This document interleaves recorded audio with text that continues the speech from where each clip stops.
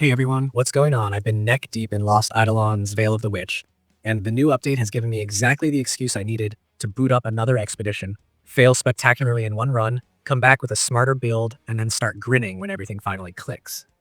If you've been on the fence about jumping back in after launch, this is a great moment, because the patch does more than fix a couple of typos and nudge some numbers. It reshapes how you approach difficulty, clarifies some of the trickier encounters, smooths progression, and even hands out a free cosmetic for a limited time. I'll walk you through how it feels to play now, what actually changed under the hood, and what I'd recommend for your next run so you can get more wins, more unlocks, and fewer what on earth just happened moments. Let's start with the headline. The version 1.1.8 November Major Update adds 2 selectable difficulties that replace the old God Mode toggle. On one end, you've got Witch's Whisper, which turns down enemy ferocity without turning the game into a snooze. And on the other, Witch's Wrath, tuned for folks who want the intended stress level and sharper enemy pressure. What I love here is the intent. The team clearly wants you to be able to experiment with builds and relic synergies without feeling punished. And then, when you're ready, crank the tension back up for that satisfying, tactical chess match experience. The difference is noticeable right away. It's not just a slap on the wrist for enemies.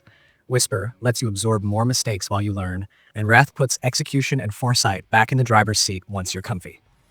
If you bounced off early difficulty spikes before, toggling Whisper for your first few cycles is absolutely worth it. There's also a meaningful rebalance pass across encounters, and if you know the names Bernhard and Vermilith, you already perked up. Those battles had a way of spiking your blood pressure, especially when certain versions rolled in early expeditions. The update tackles that by both tuning those fights and quietly adjusting back-end conditions, so the nastiest variants are less likely to blindside you on your very first trek. In practice, the result is a curve that feels fairer without losing bite. Yes, you still need to respect positioning, threat ranges, and skill cooldowns, but it's less hope you brought the perfect answer, and more you've got breathing room to adapt if you play smart. The Vermilith encounter in particular benefits from changes that rein in the most frustrating behavior loops, and combined with clearer tutorials for new enemy mechanics, the learning phase is way less punishing. Speaking of clarity, one of the quiet MVPs of this patch is how it reduces the "wait, why did that happen" moments. Status effect visuals and tooltips get some love. Those boss mechanics that used to feel like a pop quiz now come with straightforward primers, and the reroll system no longer tosses the exact same choices back in your face the moment you reroll. That last change sounds small, but it adds up. In a game where crafting a build often hinges on snagging the right stat or skill card at the right time, preventing immediate repeats makes rerolling feel like an actual decision rather than a coin flip you regret. It encourages targeted fishing for synergies without wasting your currency or your patience. Now, if you love tinkering, the relic adjustments are your playground. There's a mix of reworks and number tweaks that open up fresh routes. For example, traps got juicier. Pillaging trap now yields more gold and bomb snare hits harder. That matters for economy-driven runs and for players who like to bait enemies into kill zones instead of brawling head-on. Pair those trap buffs with relics that reward area control or follow-up damage, and you get satisfying cascade turns where one misstep by the enemy becomes a highlight reel. Beyond traps, several relics had their rough edges smoothed out, so their benefits feel consistent instead of wildly situational. The goal here seems to be to make more builds viable, not to funnel everyone toward the same obvious choice. If you tried something quirky in early access and it felt a little anemic, it's worth revisiting now. On the structural side, one change I think new players will appreciate is how villager rescue maps judge success and failure. Before, it could feel like a fragile house of cards. Now, those objectives only fail if all allies are defeated, and saving at least 3 villagers nets you bonus rewards. This is a great example of the team narrowing the gap between what feels heroic and what the game system rewards. It encourages calculated risk rather than perfection anxiety, and it means you can pivot mid-fight if a plan goes sideways without writing off the whole run. Combine that with the balance tweaks to troublesome boss maps, and you get more agency in how you salvage a bad turn. Progression also breathes easier after this update. The team has been iterating on rune fragment economics and general unlock pacing since launch, and based on the recent patch cycle and communication, their direction is pretty clear. Faster access to the fun stuff without gutting long-term goals.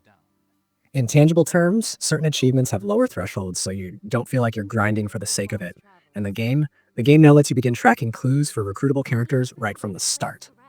That last one is a sleeper hit because nothing's worse than finishing a run and realizing you missed a chain that could have unlocked your next favorite unit. With clue tracking available up front, you can shape your route around targets you care about instead of stumbling on them by accident.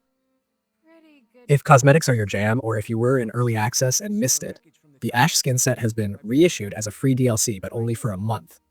It's a small but thoughtful welcome back that pairs nicely with the content and balance pass. If you're the kind of player who likes your protagonists looking sharp while they lay down tactical pain, don't sleep on grabbing it while the window's open. Pop into the Steam page and it's right there among the DLC items, ready to claim at zero cost during the promo period. Okay, let's talk practical tips if you're loading a fresh expedition post-patch. First, decide what you want from this run and pick a difficulty accordingly. If your goal is to explore relic synergies you've never tried, pick up off-meta skills and stockpile currency for permanent progression and like go with Witch's Whisper and treat it like a creative lab. You'll make more mistakes, try more oddball combos, and importantly, you'll get further into runs where the late-game relics and synergies actually have room to shine. If, on the other hand, you already know the toolkit and you're chasing a clean, high-execution experience, flip to Witch's Wrath and let the AI keep you honest. The key is that both modes feel legitimate. Neither is cheating, and neither is a slog. Use the toggle as a way to steer your goals, not as a pride meter. Second, lean into the reroll change. Because the previous set of options is removed from the pool on an immediate reroll, you can budget your resources with intent. Let's say you're building around bleed stacking or retaliatory damage. If your first set of choices doesn't get you closer, a reroll is now more likely to surface something that does, instead of throwing the same brick wall back at you. Over the course of a run, that means fewer stranded half-builds and more cohesive identities. Pair this with the stronger traps if you want map control. Bomb snare into a choke with units that can shove or taunt becomes a reliable way to soften up elites before they even reach your line. And because Pillaging Trap feeds your purse more generously, economy plays that once felt too slow to pay off now come online sooner. Third, keep an eye on those revised boss encounters. The Bernhardt fights have historically punished sloppy positioning and overextension. And that's still true, but with the tuning pass and the extra learning aids, you can plan around the boss kit instead of guessing. Bring displacement tools to break enemy lines when they set up, and don't be shy about using consumables to stabilize after an unlucky crit. This update is more generous with ways to get back on plan if you're paying attention. On Vermilith, expect fewer gotcha sequences and more windows where correct play earns you momentum. If you were one of the folks frustrated by abilities firing in edge cases, the patch notes specifically mention preventing things like Devour during immobilization. That alone keeps the encounter readable when you execute your control plan correctly. Fourth, if you're chasing unlocks, map your expedition around clue tracking early. The earlier you flag your targets, the more you can route into events and fights that move the needle. Achievements with lowered thresholds are now low-hanging fruit. Hit them naturally while you're pushing toward character goals. One route I've enjoyed is stacking sustain and counterplay relics, things that reward ending turns adjacent or trading blows, and then using the friendlier difficulty and trap buffs to farm longer stretches of the map. When that clicks, you snowball resources while staying relatively safe, which is perfect for unlocking without constant resets. A quick note on stability and follow-through.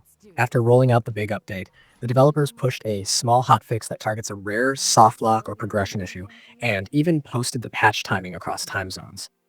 I know not everyone reads patch schedules, but the takeaway is that they're watching for regressions and responding quickly if something breaks. If you hit an edge case, double-check you're on the latest build. That one-liner hotfix is easy to miss, but important if your run suddenly refuses to advance.